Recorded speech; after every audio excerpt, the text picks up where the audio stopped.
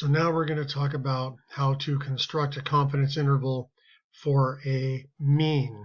A lot of the details were covered in my other video on a confidence interval for a proportion, so you should probably watch that video before watching this video. Recall what we learned about the sampling distribution of x bar. Here's a couple of the details.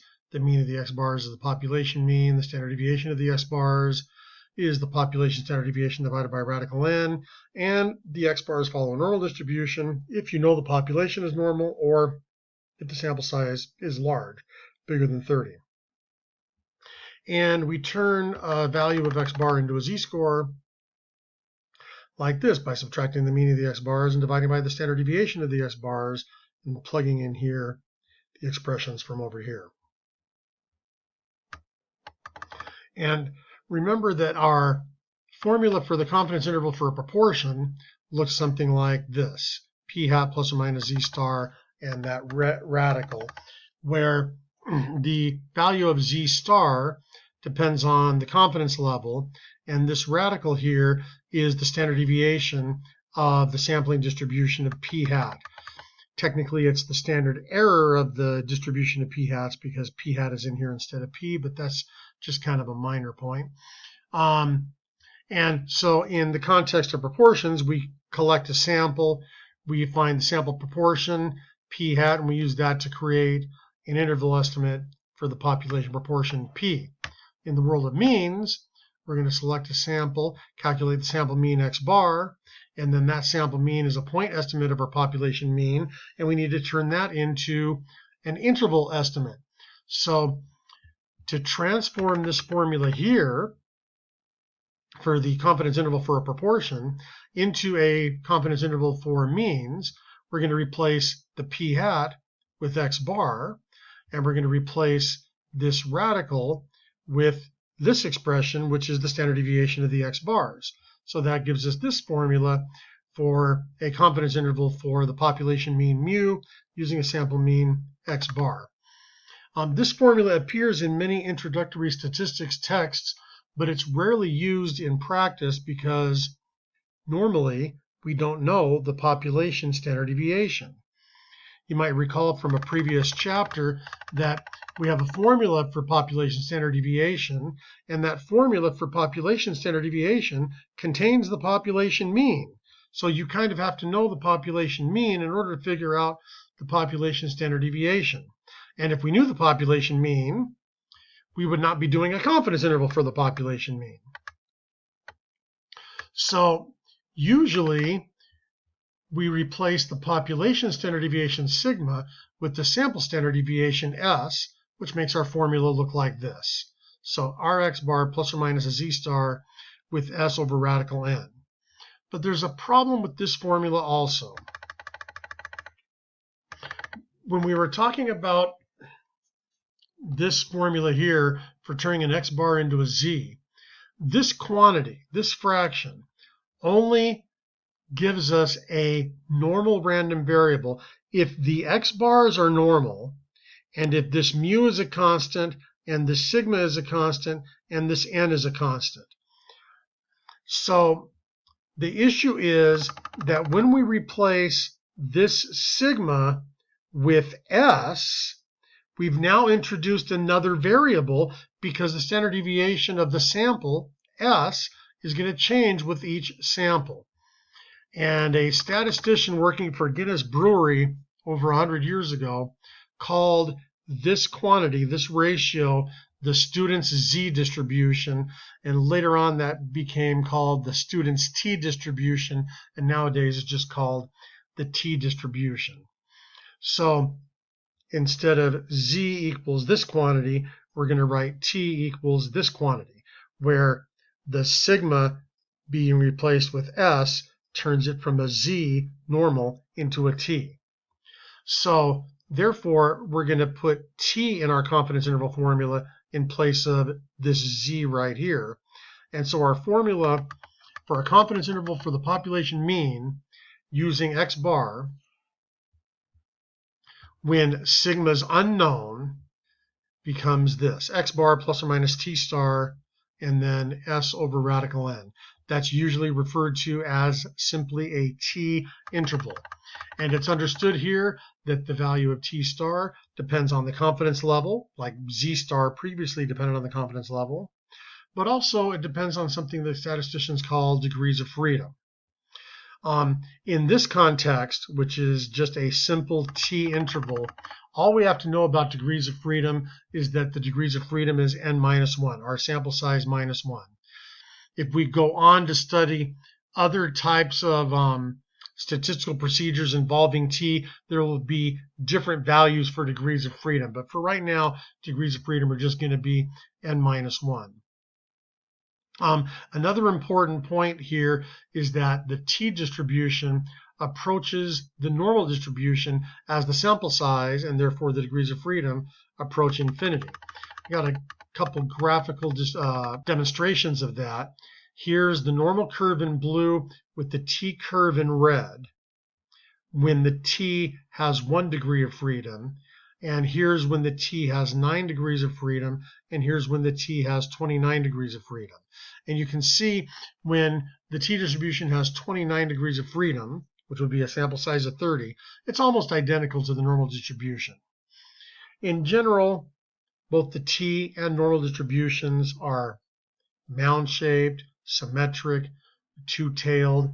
The big difference is, especially for small degrees of freedom, is that the t curve is much fatter in the tails than the normal curve.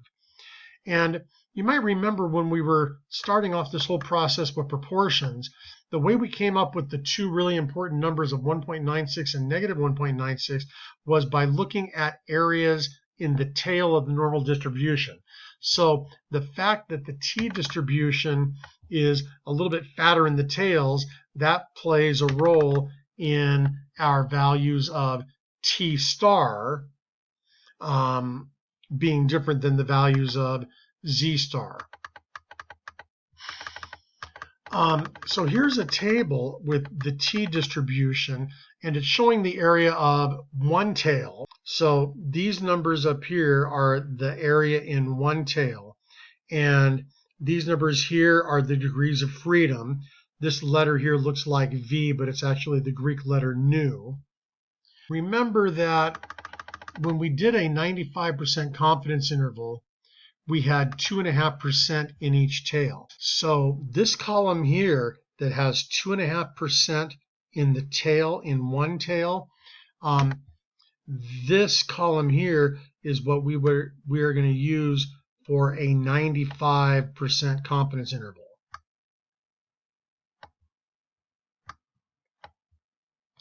And this column here is what we're going to use for a 99% confidence interval.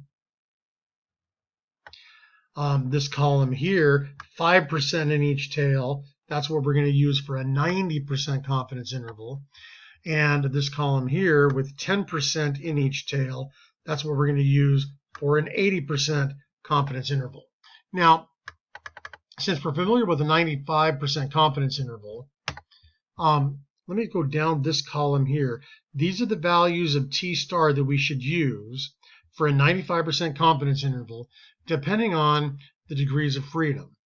And you'll see as we scroll down this column, these numbers here keep getting smaller and smaller. But they're not just arbitrarily getting smaller and smaller. They're actually getting closer to the value of z for a 95% confidence interval. So they're getting closer and closer to 1.96. In fact, in a lot of books, this row that says infinity degrees of freedom, this row actually instead says z. So those are our values of z star that we saw in the previous video, 1.282, 1.645, 2.576. So this is also an illustration of the fact that the t distribution approaches the normal distribution as the degrees of freedom goes to infinity. So we're going to have to use this table to look up values of t star that we need for the formula. Okay, so let's do an example using this formula. I selected a random sample of 35 Cal Poly Pomona students and asked each student how far they commute to get to school. The average commute distance for this sample was 13.7 miles with a standard deviation of 9.3 miles. Construct and interpret a 95% confidence interval for the average commute distance of all Cal Poly Pomona students. So, we're being asked to construct a confidence interval about a population mean. And I know that because of the word all. Construct and interpret a confidence interval for the average, that's mean, commute of all Cal Poly Pomona students, so that's a population mean. And we're supposed to construct that confidence interval using the sample mean x bar 13.7. Technically, just like in the case with proportions, technically there's several conditions that we should be met. We should be checking that we have a random sample. We should be checking that our sample is less than 1/10 of the population. And in this case, with means, we should be checking that the sample size is at least 30 so that we know the x bars follow a normal distribution. This sometimes trips students up because they don't understand why we're checking that the x bars are normal, even though we're doing a t interval. But we still have to check that the x bars follow a normal distribution. So what we need for a confidence interval formula are the sample mean x bar, the sample standard deviation s, our sample size 35, and our value of t star. So where the heck is this t star coming from? So we were asked to do a 95% confidence interval with 34 degrees of freedom. So we go back over to the table. 34 degrees of freedom is right here. Come over to the column for 95% confidence interval, and there's our 2.032. So let's just throw all that into the formula.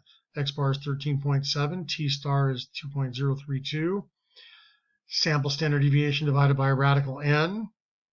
So we got a X bar of 13.7 with a margin of error of about 3.2.